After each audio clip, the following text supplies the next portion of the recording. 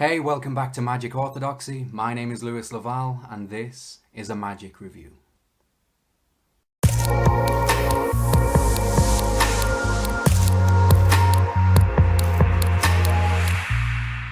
Hey everybody, thanks for being here. Welcome back to the channel, and a huge shout out, a huge thank you to Lewis LeVal and the guys down at 1914 for making all of my openers this week, because it is 1914 week. They had 5 releases this past week. 5 releases, 5 days of reviews.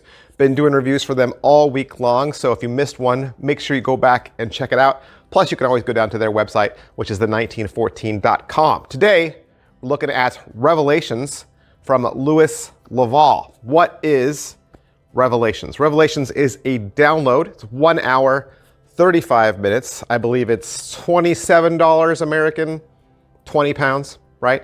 And it's an entire download, an entire video dedicated to how you reveal, Revelations, get it? How you reveal the information that you have. Because a lot of mentalism is divining a way to receive information, okay? And if you're not careful, a lot of mentalism effects can actually look the same to your audience. They might not look the same to you because, you know, you're the magician, you're the performer, and you're thinking, oh no, this is a center tear, and this is a billet peak, and this is a drawing duplication. But to your audience, they might actually all look the same. And really, in all 3 of those situations, you have a piece of information and you have it ahead of time before you reveal it. And now you're just looking for a way to let them know that you know, right? And so what Lewis wants to do is walk you through a series of steps or some different ways that you can give the appearance of receiving the information from your spectator. Because, you know, you might get the information from a peek in a wallet, shadow wallet. You might get a peek that way. Well, the wrong thing to do, right, would be to reveal it the moment you know it. So you get your peek and it says, Steve, right? And so you're just like, oh, and your first kiss was Steve, wasn't it? You can't do that. There has to be some distance. There has to be some drama. There has to be some scripting. There has to be a method, right? So how do you get there? How do you get from receiving the information to revealing the information? Now, you're probably thinking, what, a whole hour and 35 minutes of just how to reveal information? No, there is more to it than that. Let's break it all down. Let's walk through the video. That's right, an hour and 35 minutes about how to reveal information. Lewis says this is the most neglected and most important part of mentalism.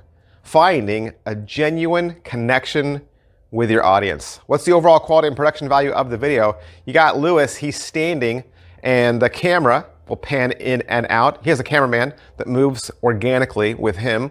Sometimes it gets close, and he talks directly to the cameraman. Throughout, it is well mic'd. There's really fantastic music, and really just wonderful production value throughout the whole thing.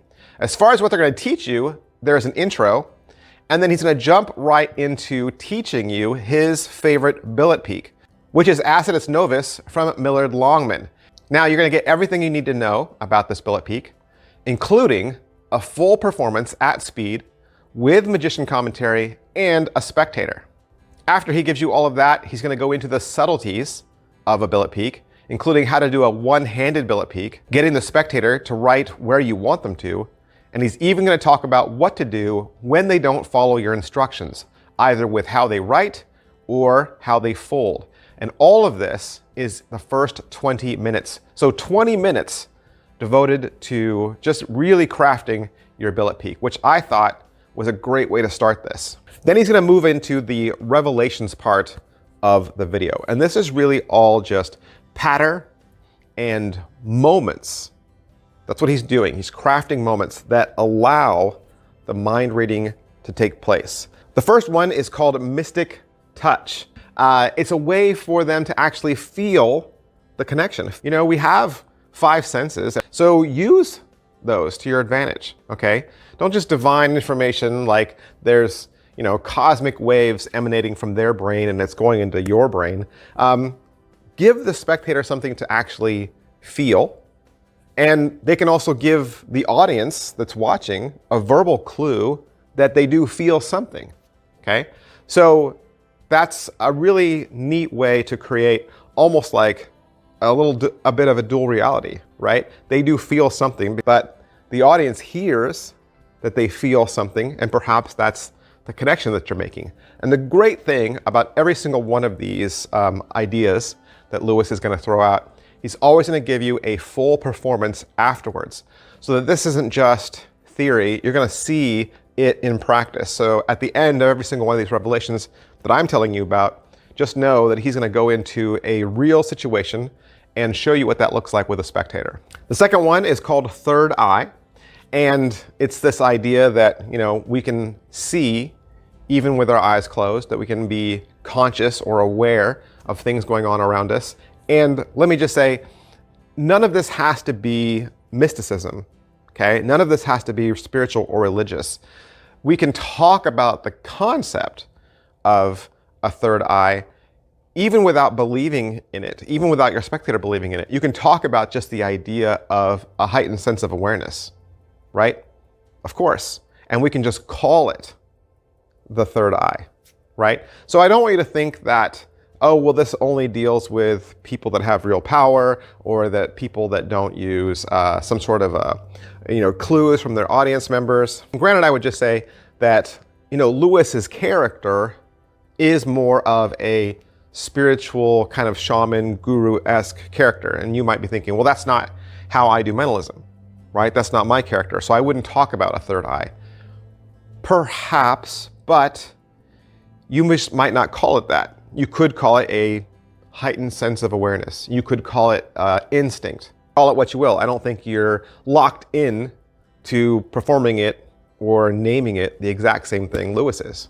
The third revelation on here is called Pendulum Artistry, and obviously it uses a pendulum. It uses a pendulum. I do not use a pendulum in anything I've ever done because, again, I kind of think it throws out to mysticism or paganism or spiritualism, and that's kind of not the character that I've ever been in mentalism. But let me just say, when he starts talking about movement and about subtleties and muscle and things in your fingertips and just the connection between your brain and your fingers, that idea could be applied to anything. You don't have to be a mystic, right? You don't have to be a guru or a shaman to use a pendulum. When you listen to how Lewis explains it, you think, oh, right, I could use this as a way to reveal something. And you know what? I have this old Kreskin board game that I got off eBay because I just thought it'd be a cool collectible. And inside the Kreskin board game is a pendulum. Now, it's a junky pendulum. It's just a big plastic swinging weight on a chain. But it didn't stop me from running upstairs and busting it out and playing with it a little bit. And then thinking about, I wonder if I could use a pendulum as one way I divine, instead of just always doing it the same exact way, right? Add a little bit of theatrics. And I think really that's probably what Lewis wants to impart. Just how do you add some more theatrics? How do you dress up the ending of all of your tricks? The next trick is called Broken Crystal. I'm not going to tell you the pattern he uses or the way that he uses the crystal, because I think that's really the revelation, and I think that's going to be what you pay for. But I will say the crystal doesn't have any power. Obviously, it's not imbued with anything, right? It's not a Horcrux, but what a cool tangible object, right? It's a tangible object. It could be just a little rock that you have in your pocket. It doesn't even have to be a crystal. It could be a rock from a stream or a brook or a place that, you went and you have this memory and it's tied to this rock. And now you hand the rock to the spectator and they hold on to it. And because you have a connection with the rock, then the rock has a connection with the person, and then that sends it back to you. And you could take the rock back and you could hold it and you could transfer it that way. Or maybe the way your trick goes is in handing the rock or the crystal to the spectator and they're holding onto it, and then you do your revelation, and then when they open their eyes and they open their hands, now it's a walnut, and they crack it open and there's a message inside it. I mean, there's lots of ways that you could use a physical object that they hold on to. Last one is called the Great Flood, and I've actually seen Peter Turner do a version of this when he does his zodiac revelation.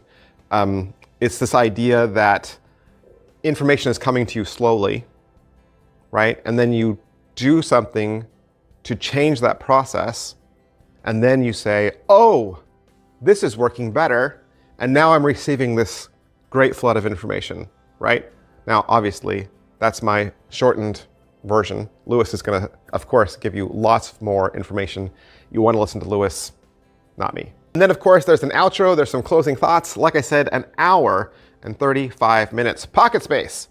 Pocket space, this is all propless mentalism, right? It's all propless mentalism. The only things that he uses through the whole thing is billets, a pen, and a pendulum. All right, so how much practice does this require?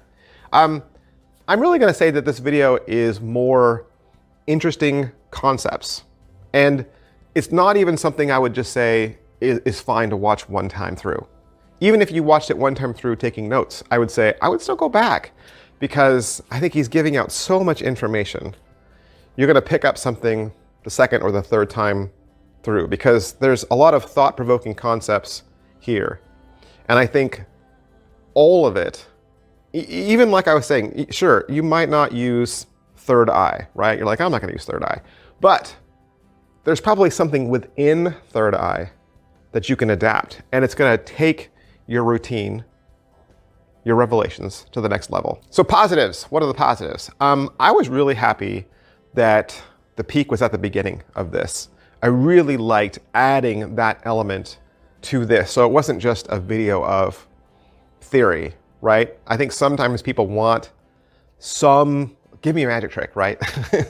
Sometimes I'll do reviews for books and I'll say, oh, this book is all theory, there's no magic tricks in it. People are like, oh, there's no magic tricks in it. So even though technically a peek isn't a trick in and of itself, he's giving you a way to receive information, right?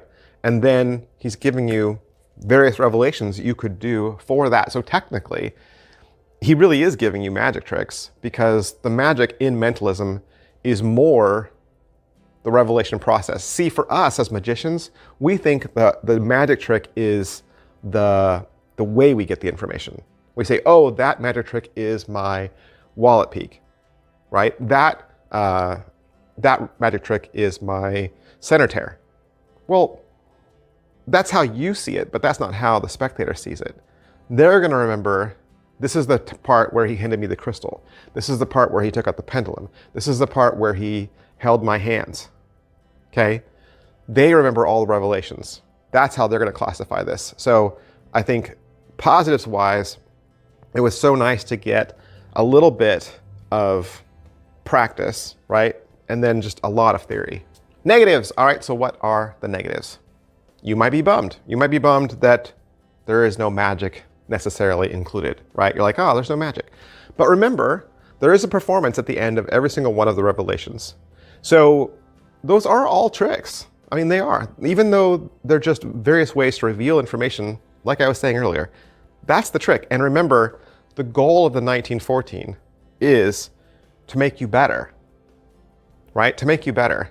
Better doesn't necessarily mean giving you more tricks, okay? A lot of us, right? A lot of us, we don't need more tricks. We don't need more tricks. We need to make our tricks better. Is it worth your money? Like I said, it's 20 pounds, $27 American, which I think for an hour and 35 minutes of practical methods to heighten your revelations. Hey, anytime you invest in yourself, that is not money wasted. All right, that's everything I can say about revelations from Lewis LeVal. Like I said, you can pick this up at the1914.com. I want to thank Lewis and all the guys down there for allowing me to have this so that I could do the review for you. And I'll see you guys next time. Bye.